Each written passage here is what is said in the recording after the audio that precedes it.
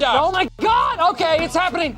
Everybody stay calm. What's the Everybody procedure, stay calm. everyone? What's the procedure? Stay calm. So I am back again this week too, talking about the insanity that is One Piece chapter 1122. Time is at hand and indeed it is.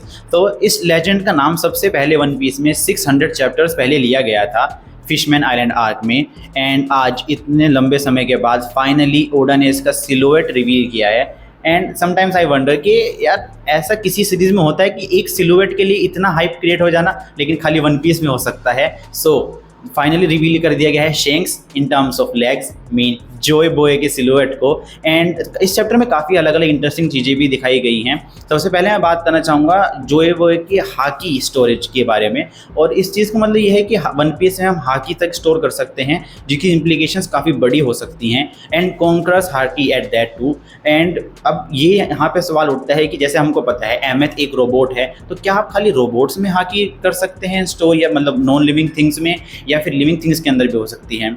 और non living things के अंदर hockey store होना I think sense बैठता भी है. और I won't say कि ये फोर शेडोइंग थी, जो कि वन पीस में काफ़ी ज़्यादा एक फेमस टर्म है, हर चीज़ को फोर शेडोइंग कहा जाता है.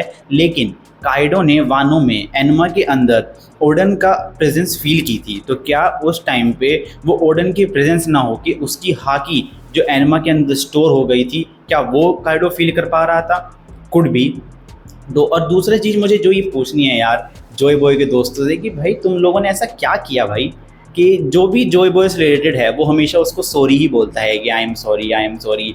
वो हमने जुनिसा के साथ भी देखा, वो हम अहमद के साथ भी देख रहे हैं. तो वर्ल्ड सेंचुरी का फ्लैशबैक के लिए मैं बिल्कुल वेट नहीं कर सकता हूँ. I am very excited. मुझे जानना है कि जोए बॉय कैसा था उस टाइम पे, वन पीस की सोसाइटी कैसी थी, और ऐसा क्या हुआ कि जोए बॉय जैसा लेजेंड जो अब इस दुनिया में नहीं रहा उसको सब सॉरी ही बोल रहे हैं. तो I am very excited for that. इस चैप्टर में वी ऑल्सो सी कोबी, एंड कोबी बोलता है कि लूफी सान I will stop you from achieving your dream.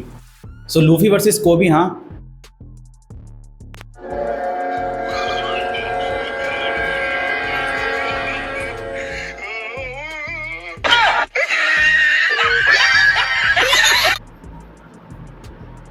I mean you would think कि मरीन फोर्ड में जो हुआ वन शॉटेड होने के बाद कोबी विल अंडरस्टैंड कि भाई यहाँ पे नहीं हो पाएगा, पर नेवर माइंड.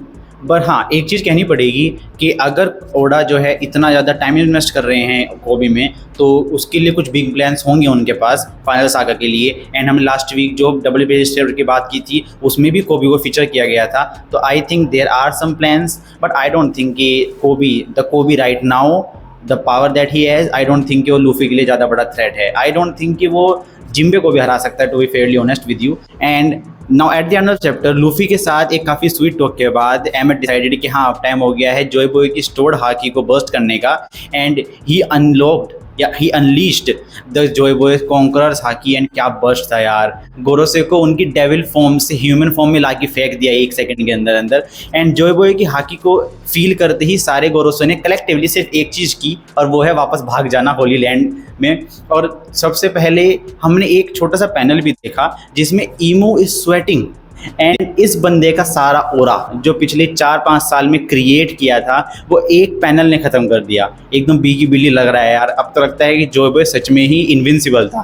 तो ये भी काफ़ी इंटरेस्टिंग है वो क्यों हराया किस तरीके से, अगर इस तरीके की हालत हो रही है इसकी सिर्फ उसकी हाकी को फील करके.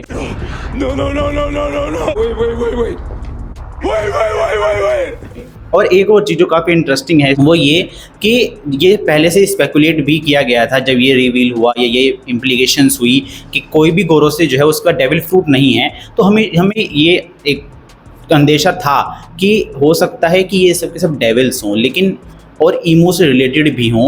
अब यहाँ पर गोरोसे ने जो हाकी फील की वो ईमो भी फील कर पाया.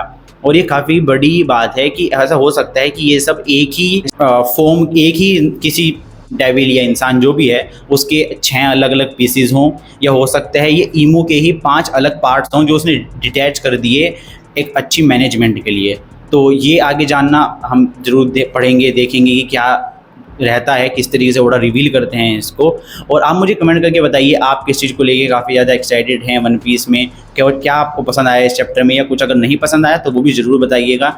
और मैं इस तरीके से ही वन पीस के चैप्टर्स के बारे में जब भी कुछ बड़ा मोमेंट हुआ करेगा तो मैं हमेशा वीडियो लेके आया करूँगा. तो प्लीज़ चैनल को सब्सक्राइब कीजिए and see in the next.